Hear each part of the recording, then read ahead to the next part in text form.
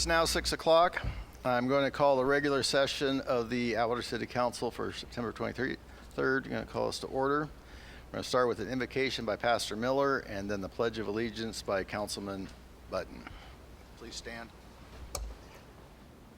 All right, let's bow our heads in prayer.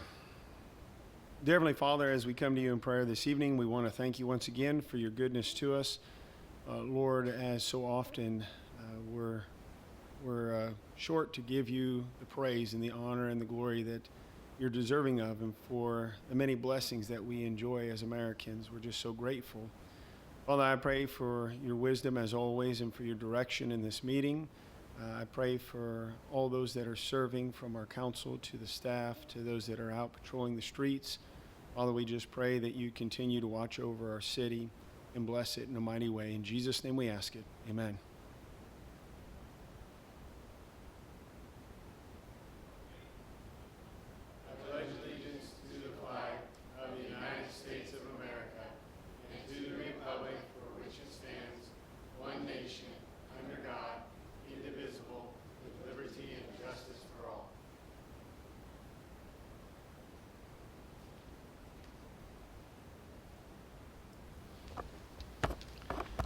Okay. Report out from closed session. Thank you, Mayor. Council convened in closed session under the two items of existing litigation listed on the agenda, to which the city is a putative class member in the class actions. The city council received information and provided direction, but under the Brown Act, there is no reportable action. And we probably should do the roll call. Yeah. Ambrose? Here. Button? Here. Kale? Here. Raymond? Here. Nelson? Here. We have a quorum. Do we have any subsequent need items? Mayor, there are no subsequent need items. Can I get a motion to approve the agenda as posted? So moved. Second. Motion by Raymond, second by Ambrose. Kale? Yes. Ambrose? Yes. Raymond? Yes. Button? Yes. Nelson? Yes. Motion passes. Our first item this evening then is under presentations. It's our monthly report from Supervisor McDaniel. Welcome. Thank you, Mayor, Council. We'll make it really quick. We did have a groundbreaking ceremony last Monday. I think it was a week ago today, for the Beechwood Franklin Park, 18 acres. It'll be the first Merced County Park in District 3. Something I've complained about since I was first elected, and I think because my colleagues were so tired of me complaining all the time, they decided to help us out. But actually, it's fully funded by an appropriation from Assemblymember Osorio, and also a greening grant that we got through Caltrans. So, it's not costing the county any money for that one. Also, the employment rate was 9.1, revised to 9.7 since July 2024. A year ago, estimate 8.5%, so working with workforce development, we're still trying to get in front of that. Also, I wanted to say CAL FIRE is looking to expand their training center. I don't know if you folks have been out to Castle in a while, but if you go out towards the back, we have a full-fledged California CAL FIRE training facility that will be expanding a lot. The governor's goal was to hire a lot more firemen, and it looks like it's going to be called the Atwater Training Facility.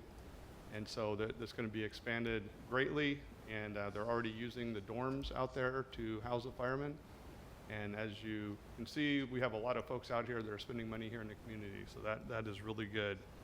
Also, I wanted to say we met with a company called Pace-O-Matic.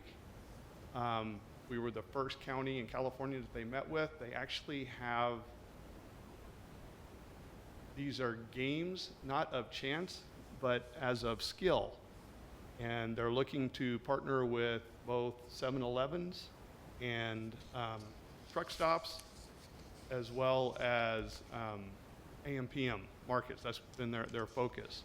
to put these games out there, you can actually win money, and it is all skill-based, and I don't see how I could win money at them. We did get to try to test the machine out, but what they said is this: for a lot of these markets that are open late or all night long, that this actually puts another person in that building, and usually when bad guys are casing out, they want to see if there's just one person in the checking area, and this actually creates a little more traffic, and they said it's turned it around in other places like Philadelphia, some stores in Texas.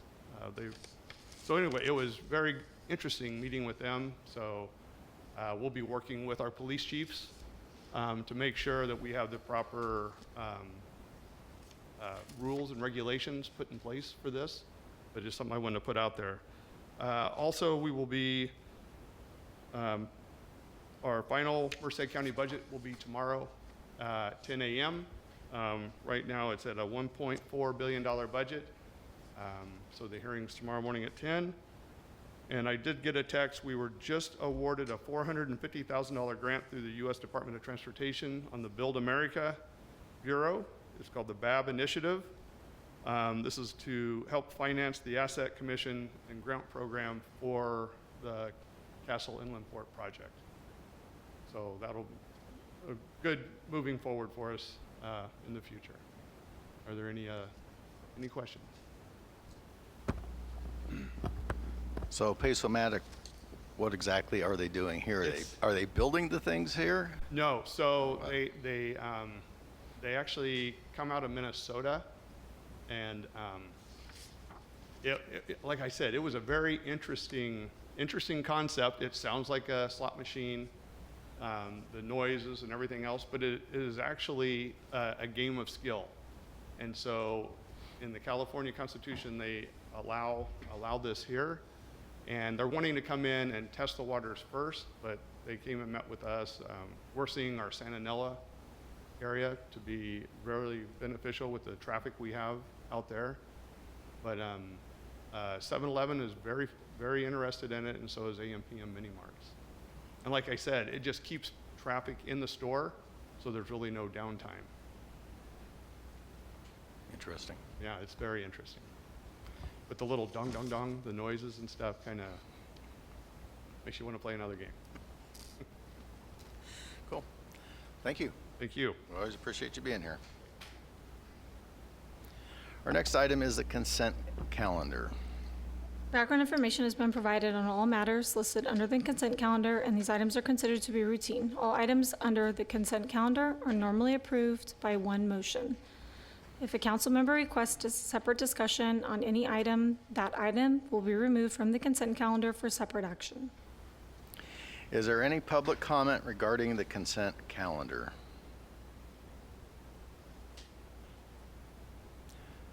Seeing nobody come forward, I'm closing public comment. Are there any items on the consent calendar that the council would like to remove for separate discussion and possible action? Hearing none, who would like to make the motion? Motion to approve. Second. Motion by Button, second by Kale. Kale? Yes. Ambrose? Yes. Raymond? Yes. Button? Yes. Nelson? Yes. Motion passes. Thank you. Okay, we're on to item 10, reports and presentations from staff. Item 10 is approving a budget amendment number 4, amending the fiscal year 2024-25 budget regarding the appropriation of funds for professional services agreement between the City of Atwater and Mark Thomas and Company for preparation of the project study report, project development support for the Buhack Road widening project. And Community Development Director Thompson will be giving the report on that. Thank you, Mr. Mayor and members of the council, for your consideration of this item. What you have before you and the request for approval, obviously, is the budget amendment approving the contract, but just some background on it. Some time ago, when we sought and applied for programming for the Bellevue Corridor project, which is a very popular project here in Atwater, we also applied for this PSRE and PSR PDS money which will be a study that is the first phase in funding through Regional Measure V to widen Buhack at a choke point within that traveled corridor. If you look at the slide that's in front of you right now, you can see very clearly from the high school going north in that corridor that connects North and South Atwater and somewhat the communities of Winton and travel to Castle Air Force Base. There's a small area of is confined back down to 2 lanes. So effectively what it does is it goes from 4 lanes down to 2 lanes, back to 4 lanes again. And the reason being is as a choke point right there on the south side of the Livingston Canal. Well, what's interesting about that is the bridge for 4 lanes is already constructed. So there'll be no bridge work anticipated by this project. But we do need to make that correction, right-of-way acquisition and construction to construct that all to 4 lanes again. That'll remove the bottleneck, and it's a really good local transportation project and prevent traffic from backing up, especially in traffic times when there's heavy congestion due to drop off and pick up from school and daytime travel. So we're very much looking forward to this. We were very lucky to receive the programming from Regional Measure V and the support from council and from the Measure V governing board. So tonight what we're asking is for the budget amendment that'll allow this to happen and the award of the contract. Mark Thomas was the successful bidder under that attempt and that effort, and they were also the company that we worked with on the similar document for the Bellevue corridor. And I'm available to answer any questions you might have. This is kind of a feel-good project. That's why we wanted to bring it to council tonight, let you know that we're moving forward with these types of transportation projects that are very important to the community. Any council questions? I think it's important to point out too, this is Measure V money Correct. being used for this, or your tax dollars that the public voted for are being put back to use here in Atwater. And this projects also include sidewalks and bike lanes. This particular project, or what we're asking for approval tonight, is for the study report. It will make recommendations. It'll identify constraints. It creates the guidance document under which the project will be constructed. But also, that's a very good point, Mr. Mayor, is that all new transportation projects such as this, the programming dollars that will be hopefully following thereafter, almost all of them are multimodal. So they want to see considerations for bike lanes. They want to see consideration for sidewalks and safe alternative modes of travel in addition to the travel lanes for traffic or vehicular traffic. Okay, thank you. Okay, so is there any public comment on this item?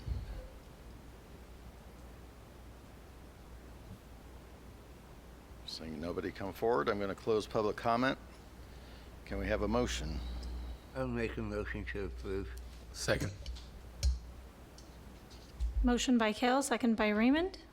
Kale? Yes. Ambrose? Yes. Raymond? Yes. Button? Yes. Nelson? Yes. Motion passes. Okay, item 11 is a verbal presentation regarding City of Atwater projects. Community Development Director Thompson. So at the council's request, there were 3 different projects or areas of interest that you wanted to update because obviously some of these projects came before you a while back and there does not appear to be any shovels in the ground out there. So what we were asked for is what's going on with these projects. So the first one up on the list was the Redwood project. That is the project, what we call Redwood because of Redwood, the name of the street. Directly behind Taco Bell on the west side of the road, it was slated for a 3-story project that would have ground level shops and cafes and convenience and then market rate apartments that would be above that. One of the hugest stalls we're seeing a lot of projects right now is that of professional services. So architecture, civil engineering, things of that nature had delayed this project until he could secure architectural design for it. The other thing was some mapping considerations. We're very happy to report that this project is now coming back online and is back in meeting its milestones. We did have a final map that has been submitted to the city for its review. The developer has been in contact through its representative. Just important to note that one extension has already been issued on this, so it doesn't lose its entitlements. I just want to be very transparent that in order to meet the timing on this thing, that now that they are back engaged, it may be important or necessary to seek another extension, but it wouldn't be for very long. They are very well engaged on the project right now and working towards the recording of the final map. So we're very pleased that they've re-engaged with the city and that they're moving forward with the project again. Just again, fair warning, they may come back for an extension. It doesn't mean that they're not moving forward. We just don't want to run short of time on it. The second one on the list of inquiry was where are we at with the proposed Holiday Inn Express Hotel that will be located off of Bell Drive over there, basically across the street from the Highway Patrol Station. That project is moving forward as well. They've been in architectural design as well and have contacted the city. They will be utilizing a cloud permit-based software that the city is now using to submit their plans all electronically. So they're working with staff as we speak, and they have contacted engaged staff, and the plans are being submitted. There are no hiccups as of right now. It's just becoming kind of a tutorial for both staff and for the applicant in moving through this new process, because it's as new for us as it is for them. But we're very encouraged. We're happy they've completed their drawings and are now submitting to the city. The third one on the list, and which was one of the ones that was mentioned specifically, was the project that was submitted by Chelsea Investment. It is the multifamily project that is directly right behind the bowling alley. That project, as it was submitted and the application was submitted to the city, was very, very well known both from the Planning Commission and from the City Council. It was very transparent that this was going to be an affordable housing project, or what we refer to as a tax credit project. So with any tax credit project, the necessity is there that they have to seek a notice of funding availabilities from the state and federal level for these kinds of housing projects. The applicant has been in touch with the state. They have been in touch with other potential funding sources to seek those kinds of funding opportunities that would allow them to begin construction on the first phase of their project. They have not been successful as of yet, but I just want to make sure the council is aware they are still an interested party. We are still in contact with them, and the city is scheduled to have a meeting to discuss their project and seeking to renew some of the project entitlements, and they've engaged with a local planning firm, which we are meeting with tomorrow. So they are, like I said, still very much interested in conducting a project here. But however, because of the difficulty in securing financing, we would have to come back to the Planning Commission and the council should they want to seek new project approvals. But tomorrow's meeting should be very encouraging, and if any of the council would like a follow-up to this presentation on their activities and what their success has been, staff is happy through the city manager's office to reach out to you. Good, thank you for that. Any council questions? Any public questions, comments, questions? Nope, okay. Thanks, Greg. So we're going to move on to item 12, which is a verbal presentation regarding the city's code enforcement activities. Code Enforcement Manager Garcia and Police Chief Salvador. I don't know who's going to battle for the microphone, but Lieutenant will start us off. yeah. Okay, thank you. Good evening, Mayor, Council, Lieutenant Ovetsky, your police lieutenant. Tonight we're going to have a code enforcement update from Code Enforcement Manager Dan Garcia, kind of some of the projects that he's working on, along with a review of the camping ordinance, and he's put together a really nice presentation. So without further ado, I'll bring him up.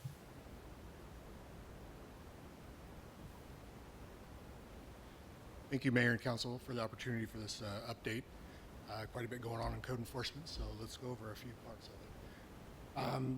Typically, a common code enforcement day, we just do proactive enforcement. Most of our calls have to deal with abandoned vehicles, residential blight. These are the most common complaints. Occasionally, we get substandard housing complaints, and of course, we do daily enforcement of all our parks and surrounding areas for our unhoused encampments that pop up. So some typical things that we look for while we're driving around as far as AVA, we're looking for vehicles in condition. I put some example photos up.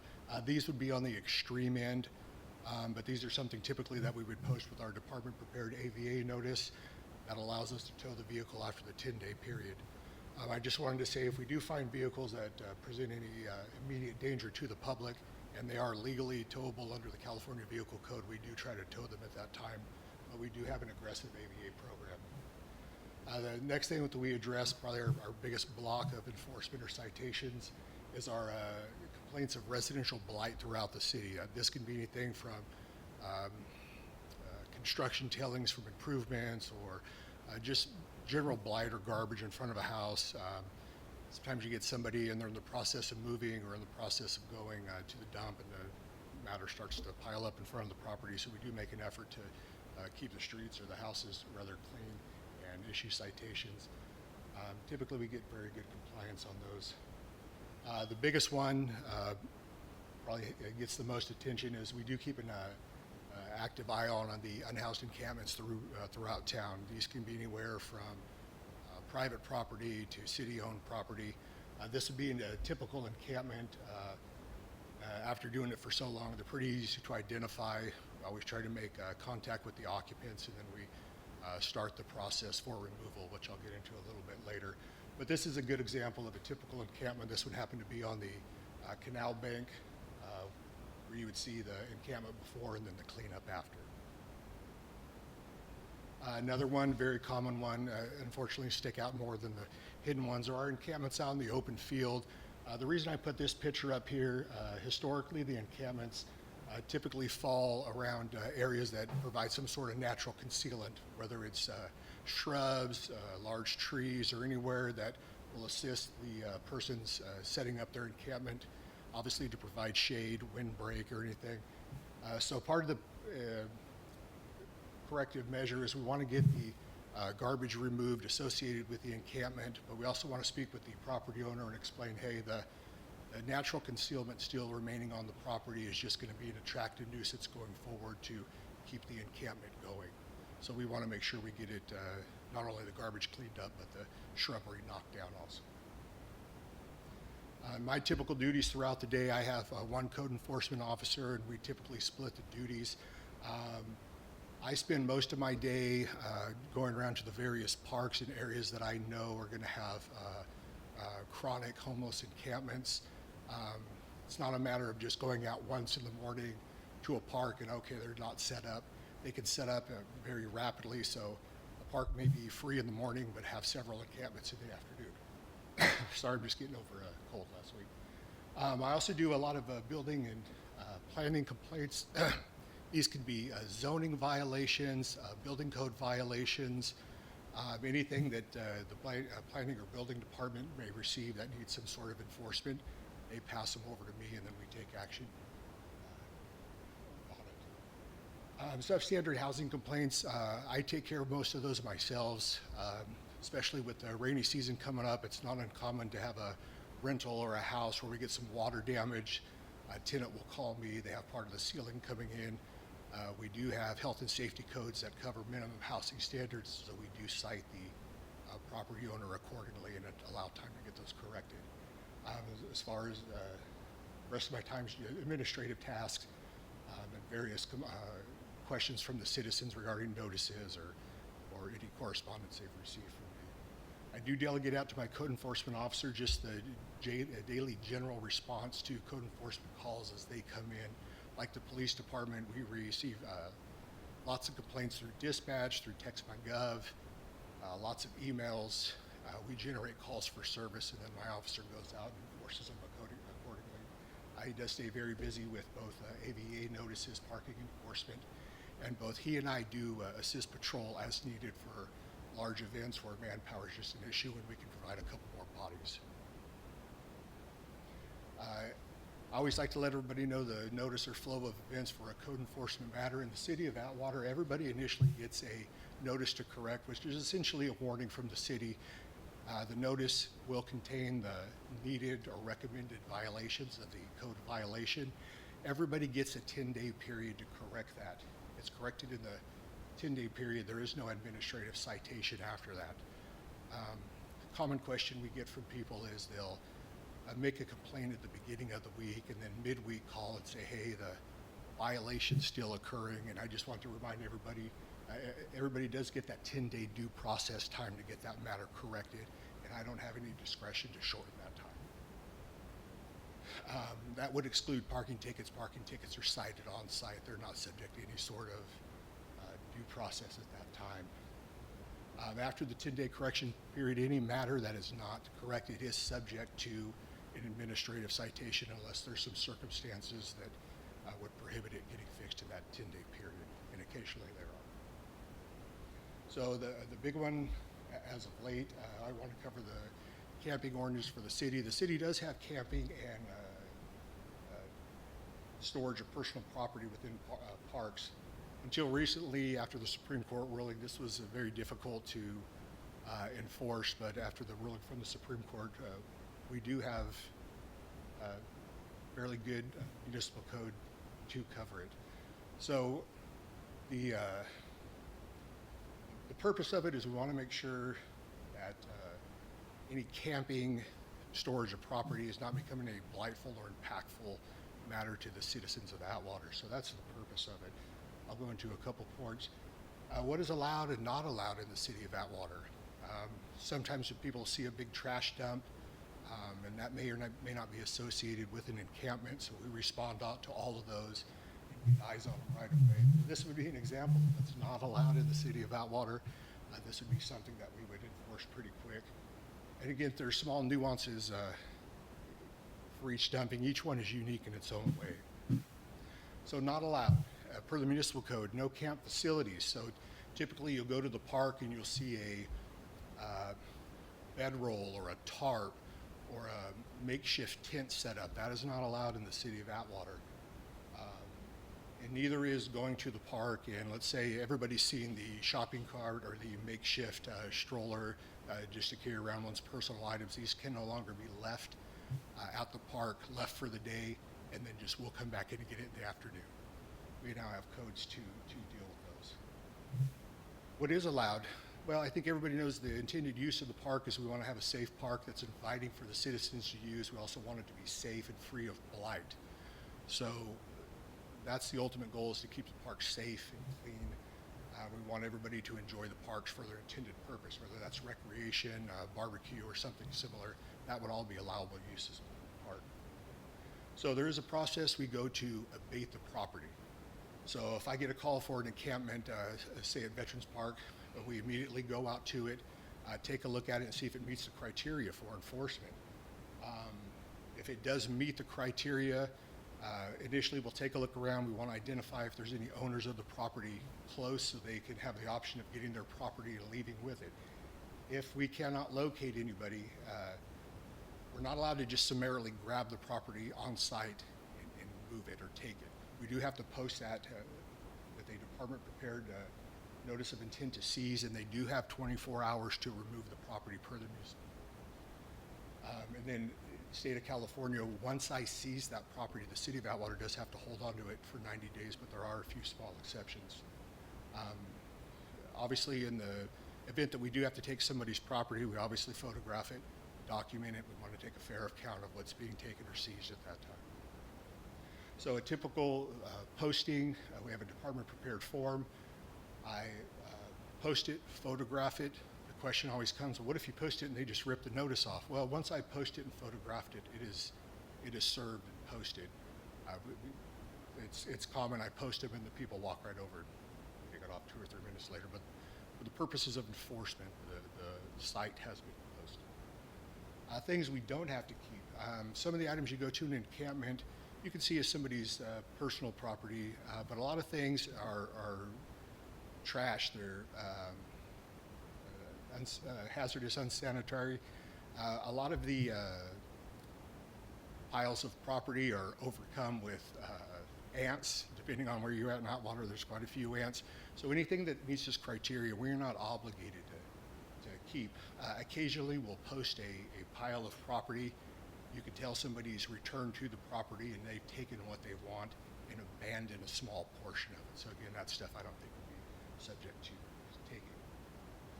So as far as the camping, it is a tiered enforcement within the city of Atwater. So classic example, we find an encampment at one of the parks, and we go there and contact the person. It is a tiered enforcement. So the first time they are subject to receiving a citation. This would be a citation for the AMC code. It could be issued by me or my fellow code enforcement officer. After the third one, then the person becomes subject or available to receive a misdemeanor charge for the failure to obey the 3 previous ones. So, but these do have to run in succession. We can't skip from 1 to 4. So at that time, if it got to the point where it met the criteria for a misdemeanor, I would get patrol involved at that point, obviously brief him on what's going on or she what's going on, and turn the matter over to them for the enforcement of the actual misdemeanor, and then it would be at the officer's discretion to take whichever action they're going to do. Okay, areas that can be enforced in the city. So the municipal code tells the city privately owned lot open to the public is enforceable. So obviously any of our streets, any of our city sidewalks, rather, any of our city parks, city ponding basins are a big one. I routinely drive all the ponding basins in the city because they make a nice concealable area to set up an encampment. So we check those quite often. The areas that are not covered by the AMC code for camping get a little confusing. Also lists private property. The distinction I want to make in the two, the comparison I'll use, if I took the Target parking lot, it is a privately owned piece of property. The camping ordinance would be enforceable there because there's an expectation, although it's private, it is open to the public. Versus a open lot that is privately owned where there are no services on the open lot, there's nothing for a person to use and they set up an encampment there, the camping ordinances would not be subject to that private property. So private property, one has to be accessible to the public with a use intended for the public, the other one does not. So that's the distinction in the two. Again, another example of an encampment, typical.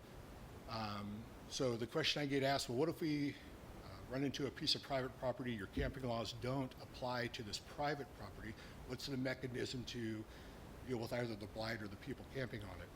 So typically what I do is I have to contact the property owner, reach out to them. Sometimes it involves a series of notices or citations until they make contact with me, and then I can present to them a trespassing letter in the state of California.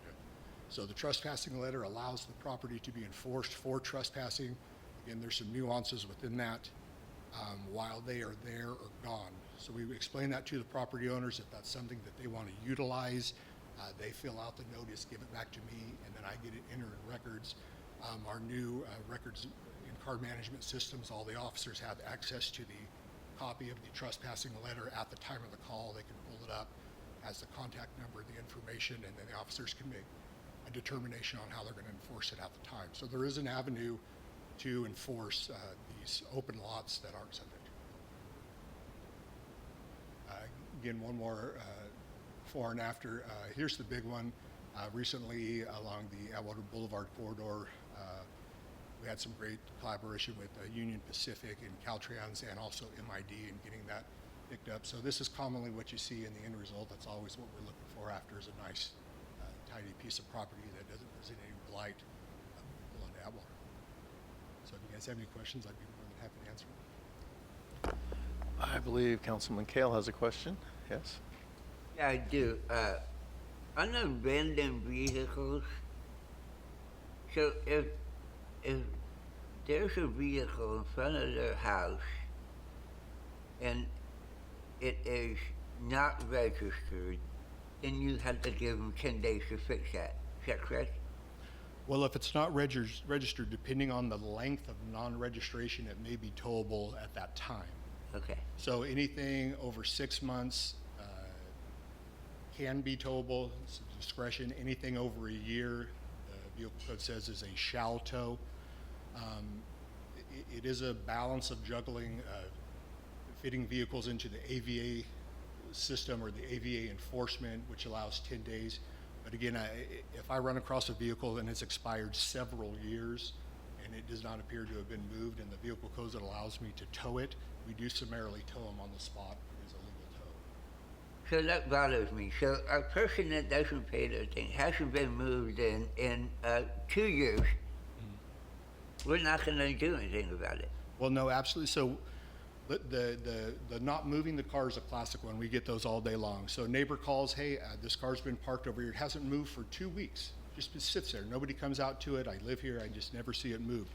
So we would go out. We would post the vehicle with an AVA notice. If the vehicle is not moved after 10 days, then they are subject to tow for lack of movement. So the registration would not factor in the towing of the vehicle. It's the time period that it's sitting without any movement that qualifies it for tow after 10 days. So the loophole is they move it. They move it down the street, change cars to it, move it, another one and that one. There's one down in my district that has 10 cars in front of his house. I don't know if there's 10 different people living in that house, but it's there all the time. Well, the code says they have to be moved a meaningful distance. So I think the intent of that was to, if you have a vehicle and it's on one side of the street, you can't just pull it over to the other side of the street. That's not a meaningful distance. But when we mark them in a way to tell if they've been moved a significant distance. And it does get tricky. We occasionally will post a car and it does not appear to have moved. And I've had people show up with their cell phone and say, here's me driving down to grab a soda. I'm in the car. So, but again, that's what comes into my code enforcement officer and I going out. And I mean, you have to, even though it's a small matter, you have to take it seriously and establish if the car's moved, not moved, and you have to put a little thought into it. So here's, okay, I get that. I'll take a bunch of pictures every day for a couple of weeks here on that one. So, can you give me the biggest reason why the homeless people or unhoused people are planting themselves in and around Atwater? Because, you know, just last night, I couldn't sleep, sitting in the backyard with my dog on my patio. Dog starts to react. I get up, go around the corner with my flashlight. Guy's out there, sees me with the flashlight, and just takes off. And so what is their biggest problem with the homeless people in here? Because they are causing all kinds of petty crimes, for lack of a better word. Yeah, a larger significant population of our unhoused citizens here. If you talk to them, they're lifelong residents of Atwater. They've went to school here. They've grown up here in whatever living capacity. So when you have a discussion with them about any services, the thought of moving your town is not always well embraced by them. Most of them have grown up here their whole lives, so this is their home to stay. So they're not too quick just to move towns with no resources, no. We have a wonderful lady in the audience here who helps her find a place all the time. Linda Dash, I don't know how many times we've went to her and said, can you find them a place to stay? Sometimes it's here, sometimes it's in Merced. It is, but I can't say just because you grew up here, you have a right to be unhoused here. Well, I will speak to Ms. Dash whenever I call her. She's absolutely Yeah, she's help. always She's on the helped me spot. immensely. So that is my go-to resource for any sort of placement.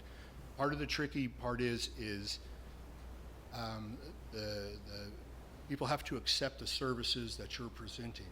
So and again, I've had a few cases where I'll work with placement on somebody. You find a place, you get the logistics worked out, and then they decide not to take it.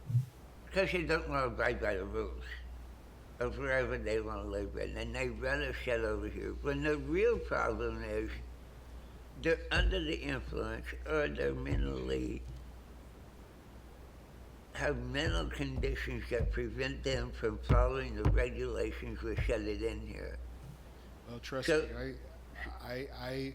when we set up services or set up some sort of temporary housing, trust me, I'm giving them the speech of, hey, it'd be wonderful to get off this street for a week or two, get a hot shower, have a nice soft bed, kind of regroup. I'm pitching this incentive to start over quite often.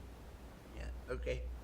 I really think our biggest failure is not providing proper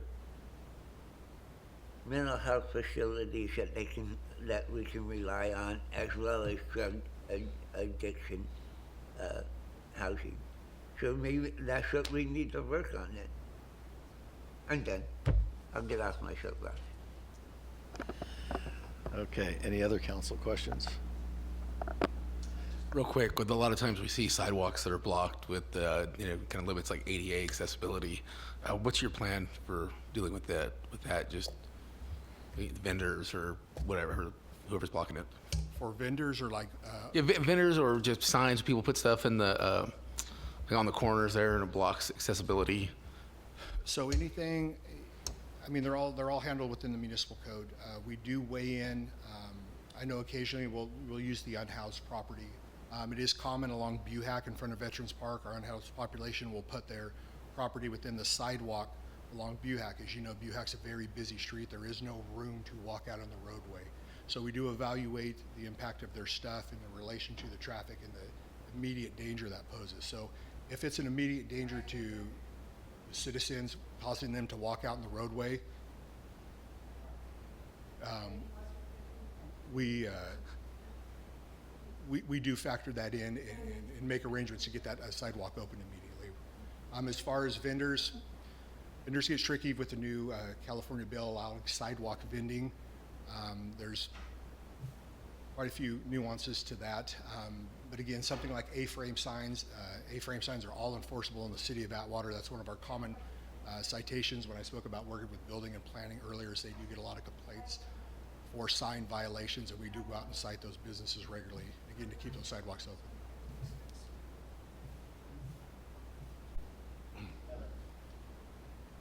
With our tiered fine, would you say it's pretty comparable to other towns, municipalities? Are we on the lower end, higher end?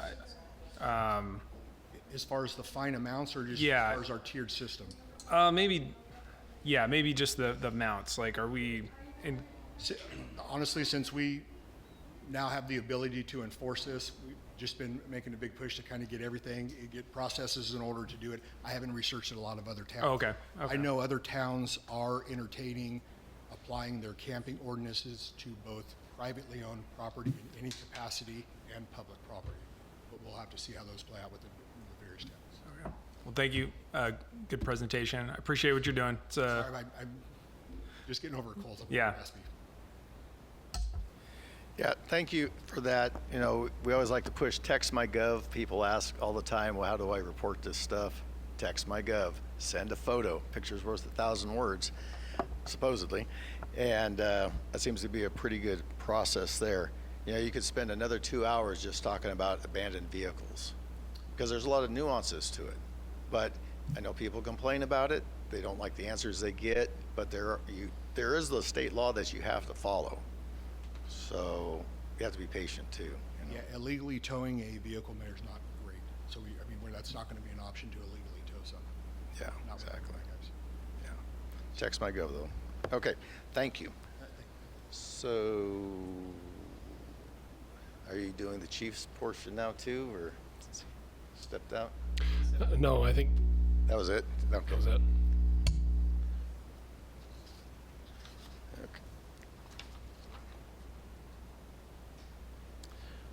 Okay, so then we are moving on to a public hearing, item 13, which is public hearing for the 2024 Edward Byrne Memorial Justice Assistance Grant Program. I'm going to open the public hearing. Police Chief Salvador was going to do that. I can help with this. Can you do that? Okay. Yeah, so This is a grant that we get. It's a full grant, and it's just over $14,000. And this is going to go towards ballistic helmets for the police department. Chris? It's an annual grant that the city goes after, pretty yearly. It's something the council's actually seen before and has some familiarity with. Yeah, I was gonna say it sounds pretty routine. So, okay, is that the presentation then? Does the council have any questions for staff? Seeing none, hearing none. Is there any public comment on this item? Seeing no one come forward, I'm going to close the public hearing. Who would like to make a motion on this item? So moved. Second. Motion by Raymond, second by Ambrose. Kale? Yes. Ambrose? Yes. Raymond? Yes. Button? Yes. Nelson? Yes. Motion passes. All right, so now we're going to move on to item 14, which is an update from the Office of the City Manager. Thank you, Mayor. I'd like to start by thanking Greg for the update on the developments that are going on in the city. And I'd like to also thank Daniel Garcia for his excellent presentation on code enforcement and all the service you're providing to the city. That's really important. Recently, just a little catch up, I went to the Atwater Historical Society dinner. It was a good event. Got to learn a little bit more about the Bloss House. It's interesting how many different trees they have planted out there. It sounds like those are all part of the history of the site. We formed a team, Anna Nicholas and Greg Thompson and I, to review the 5 submittals for, these are responses to our request for proposal for a consultant to help us with a few different studies. So the first is the development impact fee study, which has been decades since we've done the last one, a cost allocation plan, and a comprehensive user fee study. And we reviewed those. We interviewed 5 different companies. They were all very, very good, very professional companies. And we will bring forward soon our proposal. But we've narrowed it down to the top. Well, we've basically picked the top one that we would like to recommend to the council. So that will come very soon. Working on just putting that together for you. So I want to thank Anna and Greg for the teamwork on that. It was a fun process. Thank you. Lastly, because we're working towards that cost allocation plan with a consultant, there was a plan to raise or to look at an increase to the water and sewer rates in Atwater, and that was tabled. And upon further review and looking at that, we're going to be doing the cost allocation plan, which we believe should come first before an increase. I just want to announce that we will not be doing a water and sewer rate increases this calendar year. So if they do happen, it will be next year, and we'll have to adjust based on that cost allocation plan. So we'll have to see how that's going to play out. But I want to give that announcement. That is all I had. Thank you. Okay, that's good news. Thank you. So now we're on to comments from the public. At this time, any person may comment on any item which is not on the agenda. You may state your name and address for the record, however, it is not required. Action will not be taken on an item that is not on the agenda. If it requires action, it will be referred to staff and or placed on a future agenda. Please limit comments to a maximum of 3 minutes. Under the Brown Act, members of the public must address the city council as the legislative body of the city, not to other members of the public or staff. I will now open public comment. Do we have any speaker cards? Mayor, we do not have any speaker cards. Okay. If there's any member of the public like to speak, there's the podium.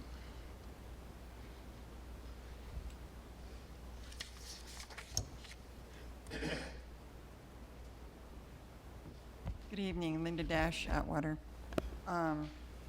First, number one, I would like to thank Daniel and also our city manager, Chris, for finally taking, well, Daniel has taken interest in our homeless for a lot of years.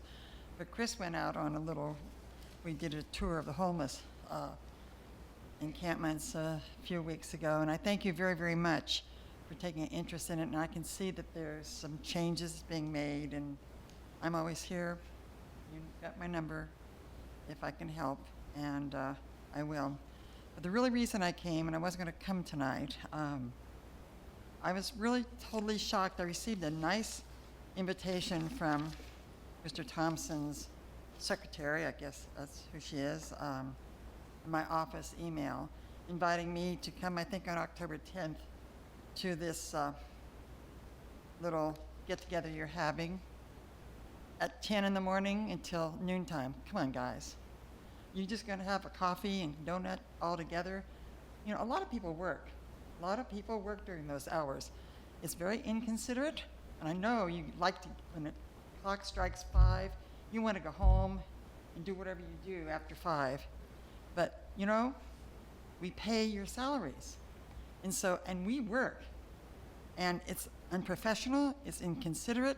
I know a lot of you live out of town and you like to get behind the wheel and go home, but you still work for us. And it's not right to have one of those meetings where you're inviting the whole public. Y'all come, it's free.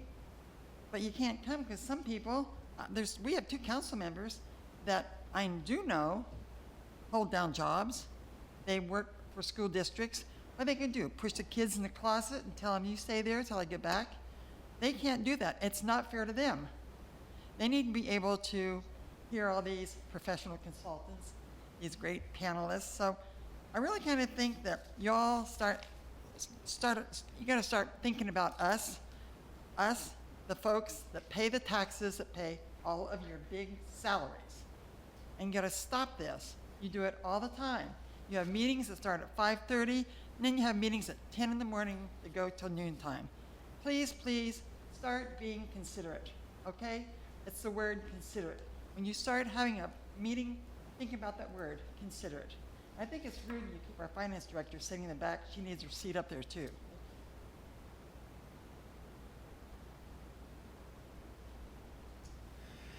Kristan?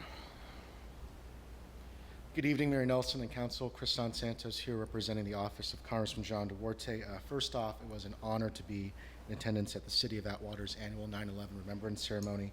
The Congressman is certainly grateful that Atwater hosts such a moving and thoughtful event each year. We know that the people of Atwater shall never forget.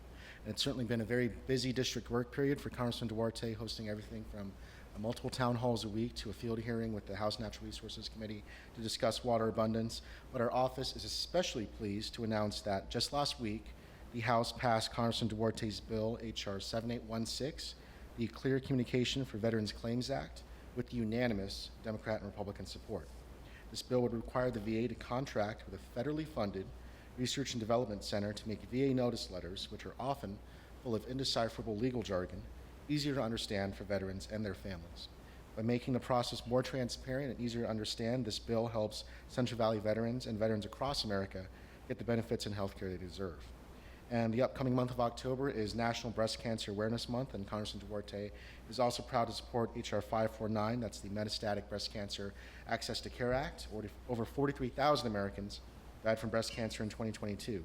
90% of these deaths were due to metastatic late-stage breast cancer. Like most Americans, Congressman Duarte has personally seen how devastating this diagnosis can be for families. So specifically, this bill eliminates the 5-month waiting period for Social Security disability insurance benefits and the subsequent 24-month waiting period for Medicare coverage for individuals with metastatic breast cancer. And it's supported by the National Breast Cancer Coalition, the National Partnership for Women and Families, and the National Women's Health Network. And speaking of women's health, Congressman Duarte has also co-sponsored a new law, H.R. 9479, with Congresswoman Miller Meeks of Iowa, to provide financial relief to families pursuing in vitro fertilization treatments. More than 11,000 babies were born in the state of California in 2021 using IVF. That's nearly 3% of all births statewide. So specifically, H.R. 9479 would establish a refundable tax credit of up to $30,000 to cover IVF-related expenses, helping families achieve their dreams of having children without the burden of the high cost of fertility treatments. Specifically, this proposal seeks to create a fully refundable tax credit for IVF-related medical expenses with a lifetime benefit of up to $30,000 and beyond that $30,000 limit, they can deduct a wide range of IVF-related expenses, including transportation, egg retrievals and transfers, counseling, lab fees, medications, ultrasounds, and other associated expenses. Helping Valley families grow is a priority for Congressman Duarte as a father and a husband, and he is proud to support this common sense solution as well. We have a number of important votes coming up on the legislative docket, including a potential reauthorization of the high-intensity drug trafficking area program. That's of special importance for the Central Valley, and we'll be sure to keep you updated with any progress on that bill. Thank you for your time. Thank you. Anybody else?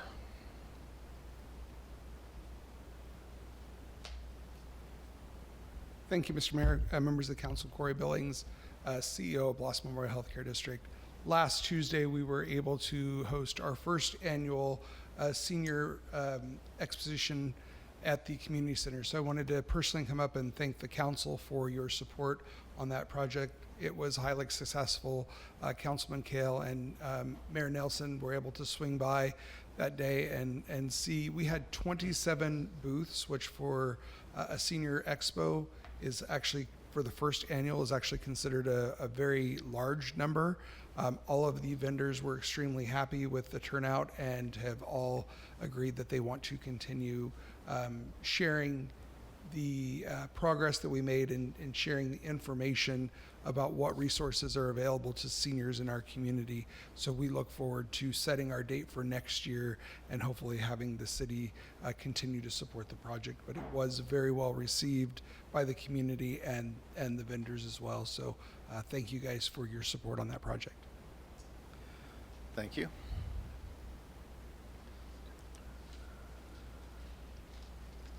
Good evening. I'm here I was here a couple months back, about 3-4 months ago. I was complaining about the Olive Road and Vine. And I was gonna ask, I was gonna ask if, if you could do the whole road, but I mean, can you, it's really bad because I go through there every day. Some council said that maybe through where Vine starts and Olive, and that's the worst part right there. I was just wondering if we could do that because I talked to Mr. Justin Vincent, Public Works Supervisor. He said they had $375,000 and they're waiting for another $375,000 to start the project. I was just wondering, do you know anything about that? Is that true, or is it? Is it true that's happening? I'm happy to share my business card with you and talk with you right after this meeting and get you your answer. Oh, you can't tell me right now? I don't know the answer right now, but I can check and talk with you right after this meeting. Right after the meeting? Yeah, I'll talk with a couple people and we'll talk with you. Okay, because you don't have, I mean, the whole road's terrible, right? But if you start from mine, going out of town, it's only about a quarter mile. I mean, you could at least do part of it, at least, start the process. It's really bad, really bad. When I'm in that, every morning I go there, I gotta drive about 10 miles an hour. It's so bad, bumpy. I don't want to mess up my car. And I put the side of the car behind me just to play it safe, But 10 miles an hour on that road from about a quarter mile is real bad. You know what I mean? So I'm just trying to, I'll be here and I'll talk to you then after the meeting. Thank you. Anybody else?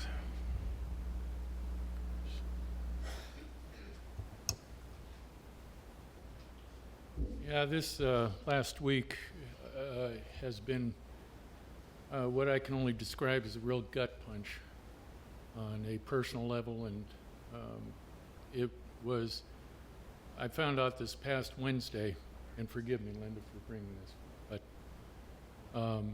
for those of you that know, Rod Dash, he's a former police officer here, and sadly, the only one that I know of that doesn't have a retirement badge to his name. But nonetheless, Rod was admitted to Stanford University Hospital with a diagnosis of pancreatic cancer. He's going through a whole lot of stuff, as you can well imagine. Also, our former police chief, Sam Joseph, he was in the hospital this last week also. There's a whole lot of things going on with him that aren't quite as serious, but cardiac related. And on a personal level, I also heard from my brother that he has lung cancer. So I've got a whole lot of things going on, friends and family.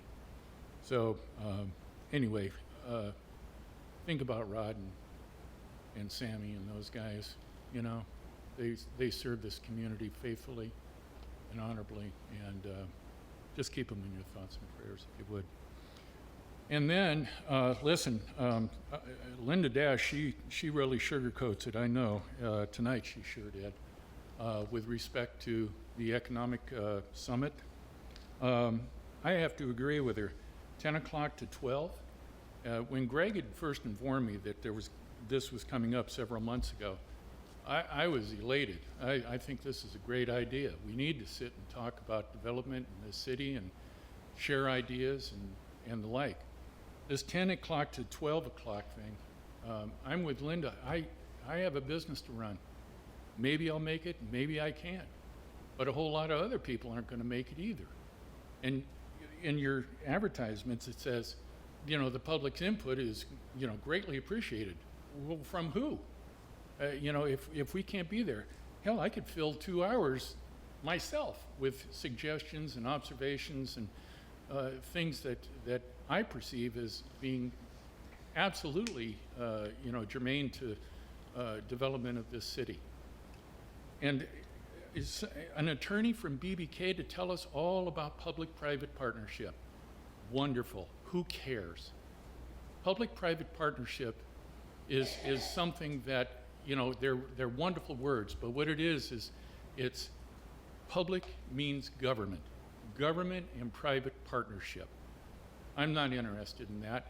I haven't seen a whole lot of examples. Maybe Darren could tell you of all these wonderful examples that he can cite on that.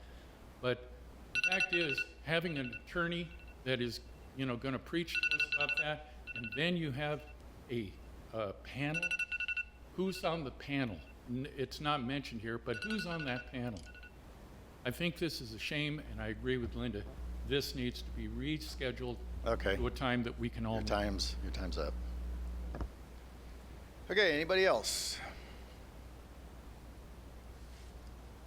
Okay, so I'm going to close public comment. No, I'm not going to say it. Okay, Tyler, we'll start with you. All right. Just really quick, I just wanted to get, and I know it's a little ways away, but maybe just a little more general information about what people can expect with the cleanup on October 18th. I know it's at the flea market. Is this a pretty standard spring cleanup type setup?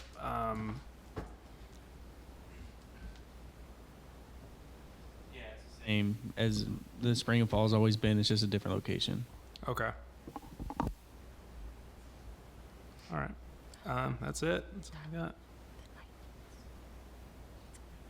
Oh, it's on the 19th. I was just checking to see if Justin was gonna.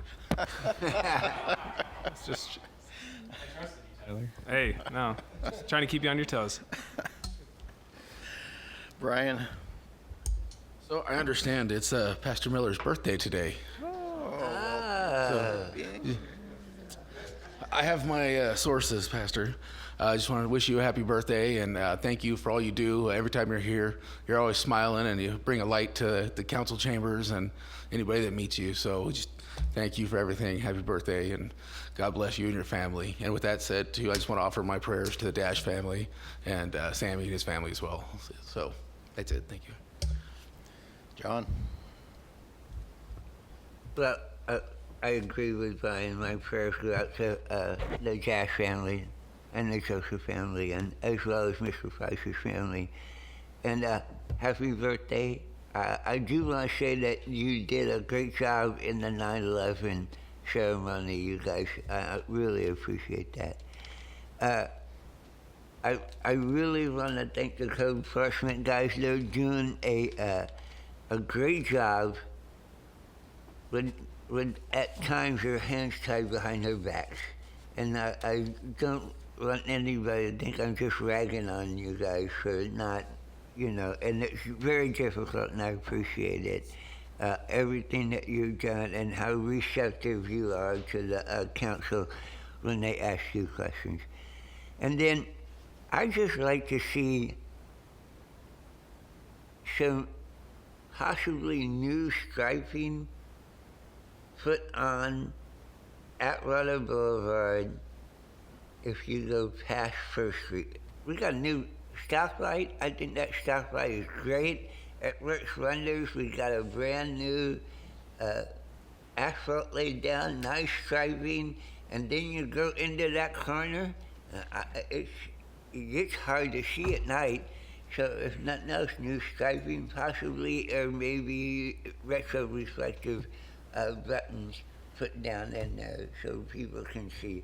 And I got 2 complaints on that. So other than that, I'm good. Thank you. Okay, Danny? Thoughts and prayers to all the families that were mentioned from both Councilman Raymond as well as Kel. Happy birthday, sir. Also, thank you for the presentations tonight, Daniel. A lot of information. Thank you for all the work that you and your team's doing. Same with you, Greg. Thank you for the presentation and the updates on all that information. Everyone, have a good night. Okay, and I'll ditto everything that was just said, so I don't have to repeat it. And I'm going to call this meeting to adjournment, and we'll see you in a couple weeks.